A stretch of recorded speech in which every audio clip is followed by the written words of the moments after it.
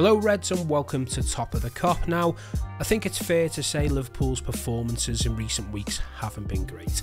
There's been a lot of debate online regarding Liverpool's midfield and just, a lot of finger pointing, which has really drove me insane, to be honest with you. But in all honesty, as a whole, Liverpool's midfield hasn't been good enough. And in today's video, I want to discuss a potential tactical change to 4-2-3-1 that I think will best suit Liverpool going forward, in the sense of the personnel at Liverpool currently. I think it'll suit them better. It also adds another string to our bow, adds diversity to obviously when we can't break teams down, because at the moment, everything's quite one-dimensional. We just kind of interchange players into the same positions. And, don't get me wrong, the 4-3-3 has worked wonders over the years. We've won the Champions League, we've won the Premier League, we've won obviously other trophies, we've been to major European finals, and it's great, don't get me wrong, it's great, but I just don't think going forward FSG are going to back Klopp enough to refresh all that up. If we were Man City or Chelsea, we could just go and buy out 3 more midfielders and everything be rosy. But with Liverpool, we haven't got that luxury, and yeah, I just feel that 1, maybe 2 central midfield signings in the summer would get us back on track with a 4-2-3-1. I'm going to discuss that into today's video. So yeah, if you do like it, hit the like button, help this video get out there. Obviously, if you enjoy Liverpool football related content, hit that subscribe button. With that being said, let's get into it, Reds. So yeah, as I said in the intro, I want to talk about potential formation change, or at least adding another formation to obviously Liverpool's tactics, because the 4-3-3 has been a great servant. As I say, it's dynamic, it's hard to defend against when you're creating those little triangles between Henderson, Trent and Salah, and over the other side Robertson, Mane, and whoever's fit enough, usually Thiago or Keita in that left centre mid position. And it's worked great, but obviously with an aging midfield, Milner 36, Henderson, Thiago the wrong side of 30, Fabinho obviously getting there as well, he's nearly 30. I just feel like this formation is more suited to obviously younger legs, and a lot of people will say that's what Wijnaldum was for, and I totally agree. And I always felt when we got rid of Wijnaldum, this formation might have come into play, at least for the odd game. And I think it's fair to say with our age in midfield as well, defensively it's just not working, whether they're too deep supporting Fabinho and they can't get up and support the attackers to create enough, or vice versa. If they're caught up too high up the pitch, they're struggling to obviously following runners and etc. We've all seen it in recent weeks, and I feel a 4-2-3-1 just alleviates a lot of pressure on our current personnel, and also alleviates a lot of pressure when it comes to the transfer market. So if we take into consideration that Fabinho is probably the only out and out defensive midfielder we've got, as soon as he isn't fit, Liverpool struggle. And I think it's fair to say in recent weeks Fabinho has looked very, very sluggish, if we're going to be honest. And I just think a sitting midfielder next to him, so having 2 midfielders rather than a defensive mid, will help him out, whether it's Henderson, Keita or Thiago. And also it helps all those players. If Milner knows his role is to play alongside Fabinho, they're going to have bags of energy to support and see everything in front of them. Same with Henderson, same with Keita.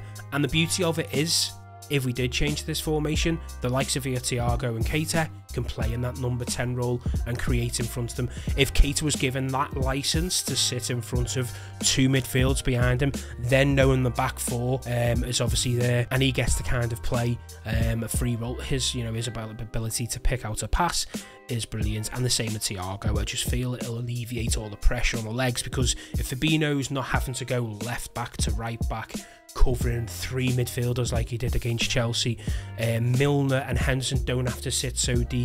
Their responsibilities to track runners past the centre-backs, which we know has been an issue in recent weeks, that is all alleviated with 2 midfielders. And as I say, I'm a big massive Henderson fan. You'll know that if you follow me on Twitter, and obviously have watched previous videos, and I understand he's been getting a lot of stick lately. And I think if you asked him how he thought he performed against Chelsea, I think he'd be the first to say, yeah, I wasn't good enough. He's that type of person. But I think it's more down to the fact, they've ran this formation for the last 4 or 5 years. They're obviously the wrong side of 30 now. 4 or 5 years ago, Henderson was 26, 27. He could do it, and he is still an exceptional, obviously, football player. And I just think you need to tweak this formation just to suit our personnel. And also as well, you know, when we play games like we did against West Ham, for the majority of that game, they just played the low block and Liverpool couldn't break them down. Introducing a creative number 10, where two midfielders see everything in front of them, and obviously the four in the front can, you know, well, sorry, the three in the front can make runs for the number. It would have maybe added another string to the bow, and we potentially could have got a point or won that game. And yet, you know, Liverpool have always been a dynamic team, hard to defend against, and I think this formation would suit our midfield better and make us that more dynamic again. And also, you know, when somebody's injured out of our midfield three, you know, it all falls to pieces. But if it's 4-2-3-1 and we get an injury, as I say, you know, you've got loads of centre mids who can fill in there. You've got obviously Curtis Jones, Harvey Elliott can play a number 10, Kate can play a number 10, Ox can play a number 10. When you do it with, you know, obviously defensive mid and left centre mid and right centre mid, that makes those positions a lot more vulnerable when it comes to injuries. And it's all about obviously game management and obviously managing aging players that can't press like they used to. And when we talk about the transfer window, signing one, potentially two midfielders solves all the problems for 4-2-3-1. If you wanted to obviously dominate midfield in 4-3-3, you're going to have to replace Fabinho, or at least get somebody who's more capable of obviously, you know, tracking runners and as good as Fabinho. So when you think about Robertson and Shimikas, when one of them out, the drop-off isn't massive. If we were to lose Fabinho, the drop-off is massive when you think about the next defensive mid that comes into that team. So unless you're going to go and get a player younger and fitter than Fabinho, more hard-working than Hendo, and then that left centre mid has never been nailed down. So even at the moment, we're fragile in that position. You know, your Thiago, it's so frustrating. Kate has never been fit since he stepped through the door. Curtis Jones is obviously had little niggly injuries there, and I would like to see him obviously in the team a lot more, but nothing is obviously set in stone that he is going to set the world alight. I know that sounds harsh. I like what I see from him, but nothing suggests that he's going to be a starter next season for Liverpool. And yeah, it's going to cost Liverpool a lot of money if they want to keep on playing this formation. But if we change it, we can keep the current personnel, maybe sell a few obviously of the fringe players, and get one or two midfielders to obviously bulk that team out. Anyway, I want to talk about maybe a few players that could help this formation flourish and transition from the 4-3-3 to the 4-2-3-1.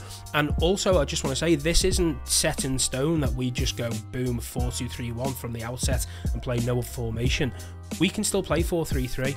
When we've got injuries, or when, say, you bring in Henderson off for a rest, or you bring in Thiago Keita off for a rest, you can transition into the two midfielders and obviously play a number 10, or vice versa. You can start like that, and when you obviously want to consolidate the game, if you're winning 3-4-0, you can move back to this formation. It's all about just adding a string to the bow and having that diversity.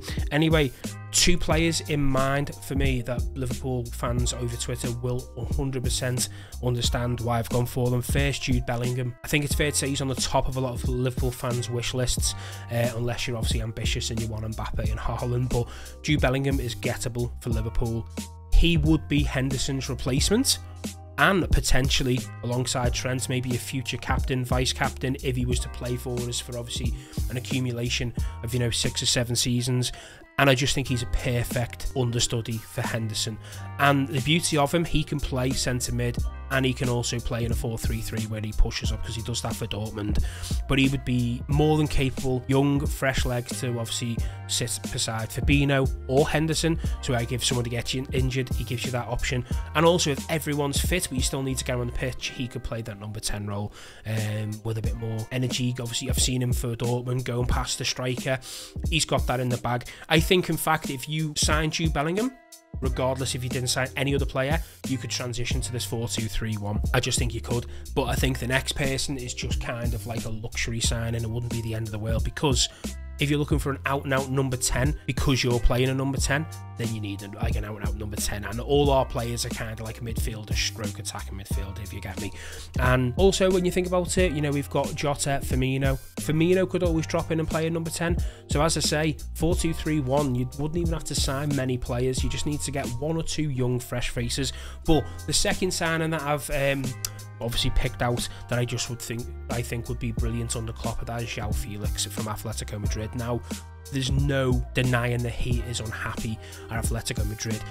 Their formation does not suit them. They're so defensive. Diego Simeone is sitting there with one of the best creative midfielders in world football, and the thing is, the longer he stays there, the more people forget about him, and he may lose confidence. And I think he needs to obviously revitalise his career. And I think under Klopp, I think João Felix gives you everything you need in a number 10, and he would 100% be interested in joining Liverpool. And you know, I'm sure with a bit of persuasion, I'm sure Atletico Madrid will let him go, because he doesn't even play that much for them at the moment, as I say, because he doesn't suit their formation. And I just think he's young, he's ambitious, he can still, you know, Liverpool could turn him into a world, you know, class player once again. You know, the amount of money that Atletico Madrid paid for him just goes to show how, you know, obviously impressive he has been in the past. And yeah, I just think Jude Bellingham definitely, and João Felix potentially, could change Liverpool's dynamic completely.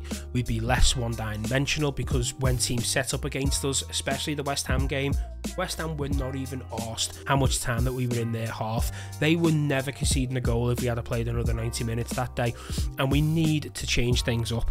And as I say, for all the reasons that I've mentioned in this video, to add the 4-2-3 formation to our tactics makes so much sense. From obviously a player recruitment, from a financial point of view, in the sense we won't have to sign that many players, from a player management point of view, so we'll be able to obviously, you know, manage the aging players in our squad better to get the best out of them, and also from an injury point of view, if there are any major injuries in our team at the moment, we're left bare bones. 4-2-3-1 alleviates quite a lot of that pressure, because we've already got a lot of good centre midfielders who maybe might not pick up injuries. You know, your likes of your Keita and Thiago might be picking up all these injuries because of how much work they're putting in. If they're just given obviously a role next to somebody else, and they can obviously take pressure off themselves physically, they may be able to obviously succeed in the Premier League. Because let's face it, Keita, as I mentioned before, has never been fit. Maybe it's because of formation. If this has changed, he may stay fit and he might become a world-class midfielder. We all hope and obviously see that he potentially is. And yeah, anyway, let me know down in the comments what you think. I know there's a lot of people who want Liverpool to play the 4-2-3-1, and I think if there was any time to add it, now's the perfect time. As I say, you're not going to get all that money to replace the midfielder we've already got. We can't just go on the bare bones of when people are getting injured and struggling to cover. It makes a whole lot of sense to add it to our obviously our portfolio of tactics.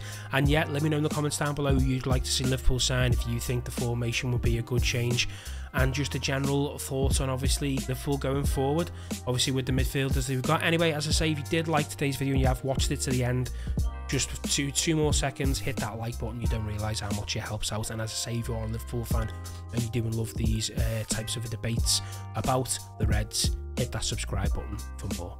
And until next time, take care, Reds.